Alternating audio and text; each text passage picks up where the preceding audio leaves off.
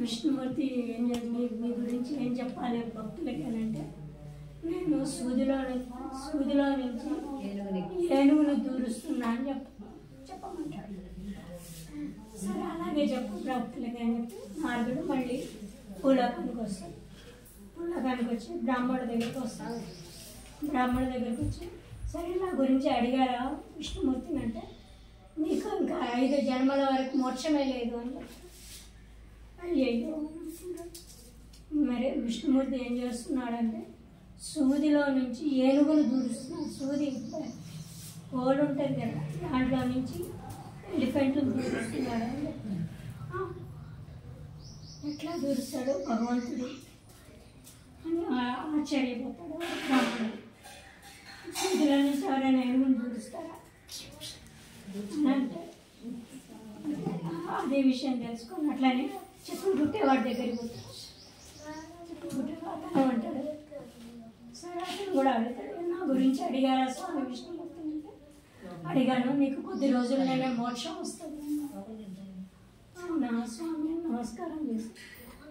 ఇప్పుడు విష్ణుమూర్తి ఏం చేస్తున్నారంటే సూదిలో నుండి ఏనుగును దూరుస్తున్నాడు.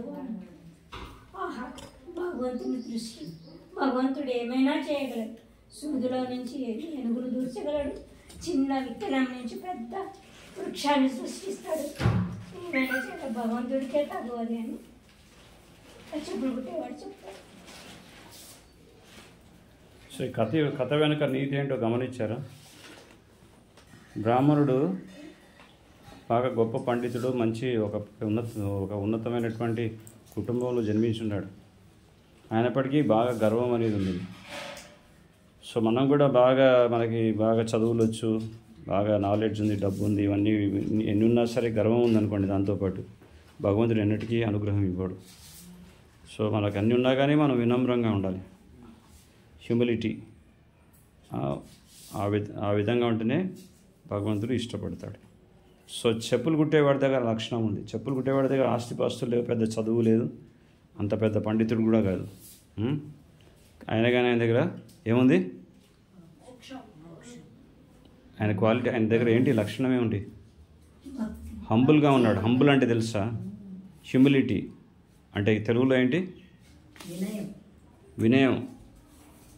వినయం అంటే ఏంటో తెలుసా?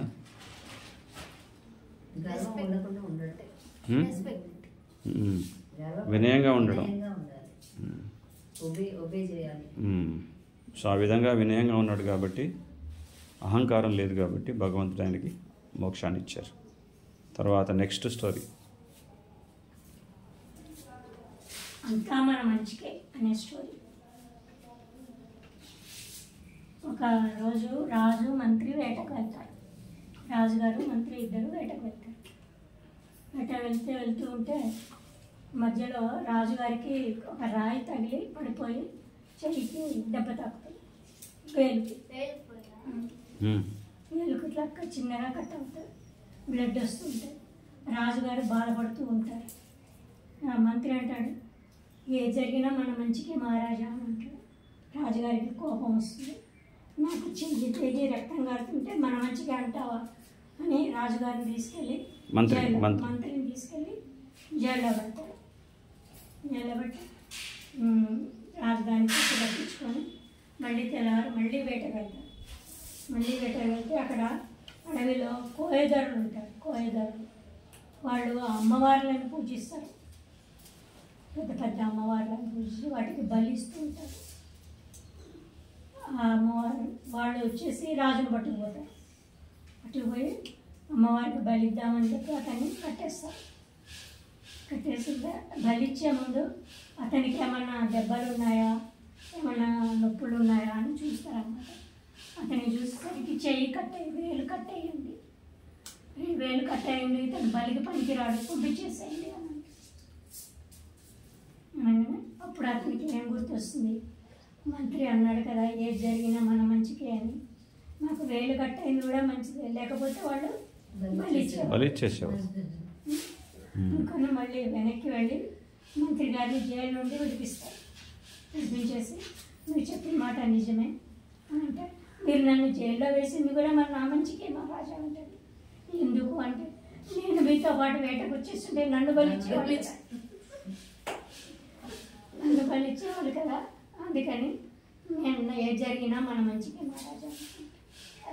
సో మనం కూడా జీవితంలో ఎప్పుడు భగవంతుని నమ్ముకొని జీవిస్తున్నప్పుడు మన జీవితంలో ఏది జరిగినా కష్టమో సుఖమో దుఃఖమో లాభమో సంతోషమో ఏదైనా భగవంతుడి అనుగ్రహంగా మనం స్వీకరించాలి. దాన్నే సమత్వం అంటారు. సుఖ దుఃఖే సమయకృత్వ లాభాలాభో జయో జయ అని చెప్పే ఈ విషయాన్ని భగవద్గీతలోనే కృష్ణుడు చెప్తున్నాడు. సుఖం వస్తే పొంగిపోకూడదు, దుఃఖం వస్తే కృంగిపోకూడదు, లాభం వస్తే నేను నా అంతటి వాడేవని విరవేయకూడదు, నష్టం వస్తే కృంగిపోకూడదు. సో రెండింటినీ బ్యాలెన్స్గా తీసుకోవాలి. సో బ్యాలెన్స్ లైఫ్ని లీడ్ చేయాలి. అప్పుడు మనం సంతోషంగా ఉంటాం. అది ఎప్పుడు సాధ్యపడుతుందంటే పూర్తిగా భగవంతుని ఆధారంగా చేసుకొని జీవిస్తే అది సాధ్యపడుతుంది. నెక్స్ట్, పంచపాండవులు అడవులు